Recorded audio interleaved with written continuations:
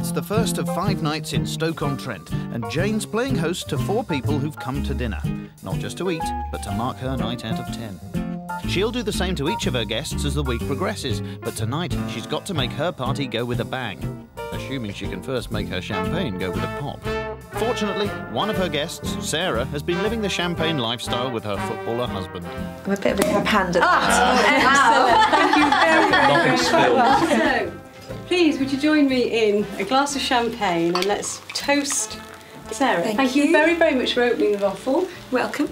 Well, here's to a wonderful week for all of us. Yes. Because I think, like, what I'm hoping is that by the end of this year, all 5 of us are really, really good friends. Yes. I think they're really, really nice people, and I think that we've probably got a variety of characters, and that will be very, very nice and exciting. Now everyone's had a little drinky, it's time to explore Jane's world. I think this is a ladies' treasure room. Oh, wow. Oh, wow. How organised is that? Do you think she's done that for today? But it's these frocks, look. Come dancing. But look at the size of her, bless her. That would go round one of my legs. It's very gold, isn't it? I'm not sure what this jar's for. It looks as though it could be used for keeping somebody's ashes. That's right. Exactly right. It's amazingly, wonderfully coordinated. And in fact, my breath is taken. There you are. I wouldn't go that far. Jane's house it's not my taste, I'll have to say that. It's definitely, well, I feel it's a woman's taste. I don't know, it's a bit like my granny's house. But, oh, that's really awful. Well, they've been rude about the bathroom, but will Jane's silver dining room go down any better? This is their dining room, so please feel free to sit wherever you like. When I entered the dining room, I was like, whoa! Everything was just sort of silver and grey, and this thumping great horse in the middle. I absolutely adore her dining room. It is absolutely fabulous. Me and Sarah were having a sneaky feel of the wall earlier on to see what it was made of. It's absolutely divine. As Jane puts the final touches to her fish cakes, she may be about to spoil her own surprise. She's singing while she cooks. Is that silly? Is it? Either screaming or singing. I'll be screaming. To make her sorrel sauce, Jane simmers the spinach-like herb for 3 minutes with some of the stock she made with the fish earlier. She then presses the mixture through a sieve. She melts some butter and adds a little flour before pouring in ½ pint of the fish and vegetable stock. She then adds egg yolks, a teaspoon of caster sugar, ¼ pint of cream and the juice of 1 lemon, as well as 1/4 of the rind. I think at the end of the day, if you take the time out to do the preparation, it's very nice then, I hope, that to actually try and make it look presentable. Jane's starter is fish cakes with a sorrel sauce. Brian, here we go. This is little fish cakes with a sorrel sauce. Here they are. And I hope you enjoy. One of those smart cards. And I said I felt sorry for you in a way, being first, because when you're being marked for whatever it is, you become the benchmark, don't you? Yes. Yes, that's And I'm not sure by the time we get to you. Well, no, I think being male has an advantage. Oh, do you? Yes, because I think women are more kind. Does Father Brian have good reason to think women are nicer than men? I like him. I think he's really nice. He's a little bit more vindictive than I thought. He'd be nice about everything, but he's really nice. Got a bit of a naughty streak, I think.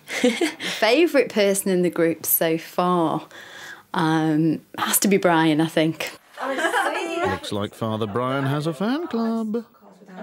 I quite surprised myself. It's not something that I would have chosen to do, but it was nice. The fish was lovely. I really enjoyed that. It was just the right amount. The starter's been a hit, but in the kitchen, the omens for an equally successful main course aren't good, as Jane thickens the sauce for her chicken Galliano. So I'm putting the corn flour in, trying to avoid putting it all over myself, which I've now done, but never mind.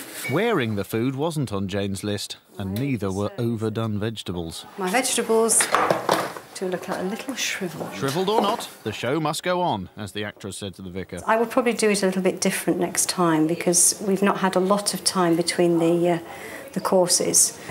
Jane's main course is Galliano chicken and honey-roasted vegetables served with slices of fresh orange. No, he's not cooking it, but he's giving us strict instructions. Oh, James,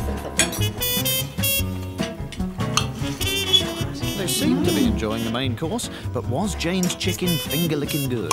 The main course, the soft vegetables were just soggy. When I was shown her menu this afternoon, I went into total panic. Had a very stressful afternoon thinking I might as well walk out of the competition now because I can't possibly compete with that. Having actually eaten it, I think I mentioned that for me it was a little bit too sweet. So I think mine might not be quite as bad as I thought it might be.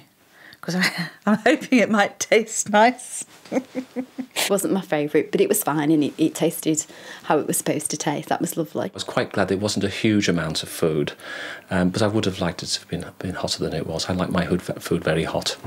After a strong start, is the £1,000 slipping out of Jane's grasp? Cold, soggy veg has let her down. Can her tarty bottom save the day? So I'm just going to let this cool down in the oven for a short time and then bring it out. Jane's serving 2 puddings, pears in a port wine sauce with cinnamon ice cream, and tarty bottom with a sweet top. And at last she'll reveal just what that is. Is this the tarty bottom? This is the tarty bottom. Oh. It really is like a lemon queen of pudding. So it's, you know, the old-fashioned pudding, but instead of having the jam, I make homemade lemon cheese and things like that. So that all goes into here.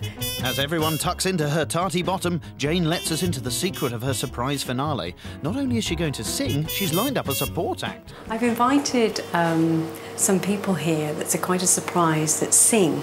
I've got 5 chaps that are going to come and sing for us. It's just that it's part of me, it's part of my life, and when I'm normally entertaining, it invariably ends up in some form of music. Jesus, Jesus, rest your head. You have got a manger bed. All the evil folk. I think initially I was sort of slightly annoyed when the entertainment began, because I have a sort of a bit of an aversion to certainly Christmas religious music. I was embarrassed, I have to be honest, to start with. I'm like, whoa, where's the singing coming from?